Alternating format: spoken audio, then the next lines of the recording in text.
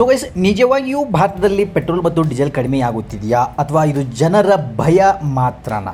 ಸರ್ಕಾರ ಮತ್ತು ಏಜೆನ್ಸಿಗಳು ಸ್ಪಷ್ಟವಾಗಿ ಹೇಳುತ್ತಿವೆ ಭಾರತದಲ್ಲಿ ಪೆಟ್ರೋಲ್ ಮತ್ತು ಡೀಸೆಲ್ ಕೊರತೆ ಇಲ್ಲ, ಎಲ್ಲವೂ ನಾರ್ಮಲ್ ಆಗಿದೆ ಅಂತ. ಆದರೆ ಜನರು ಇದನ್ನು ನಂಬೋಕೆ ಸಿದ್ಧ ಇಲ್ಲ. ಏನು ಮಾಡ್ತೀರಾ? ಕೆಲವು ಕಡೆಗಳಲ್ಲಿ ಜನರು ಪ್ಯಾನಿಕ್ ಆಗಿ ಪೆಟ್ರೋಲ್ ಬಂಪ್ಗಳಿಗೆ ಲೈನ್ ಹಾಕಿದ್ದಾರೆ ಮತ್ತು ಸ್ಟಾಕ್ ಮಾಡೋಕ್ಕೆ ಶುರು ಮಾಡಿದ್ದಾರೆ. ರೈಟ್, ಈ ಭಯಕ್ಕೆ ಮುಖ್ಯ ಕಾರಣ ಏನು ಅಂತ ನಿಮ್ಗೆ ಗೊತ್ತೇ ಇದೆ. ಇಸ್ರೇಲ್ ಅಮೇರಿಕಾ ಇರಾನ್ ನಡುವಿನ ವಾರ ಹೆಚ್ಚಾಗ್ತಾ ಇದೆ. ಸೊ ನಿಲ್ಲೋ ಏನೋ ಮಾತೇ ಬರ್ತಾ ಇಲ್ಲ ಇನ್ನು.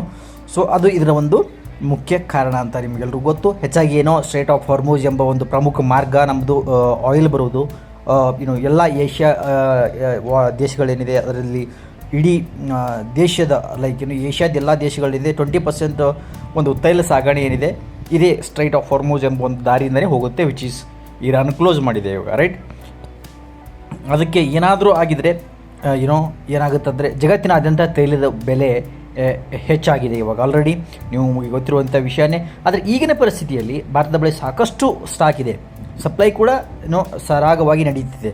ಹಾಗಾದರೆ ನಿಜವಾದ ಸಮಸ್ಯೆ ಏನು ಅಂತ ಗೊತ್ತಾಗ್ತದೆ. ತೈಲದ ಕೊರತೆನಾ ಅಥವಾ ಜನರ ಭಯನಾ ಅಂತ ನಿಮ್ಮ ಅಭಿಪ್ರಾಯ ಏನು?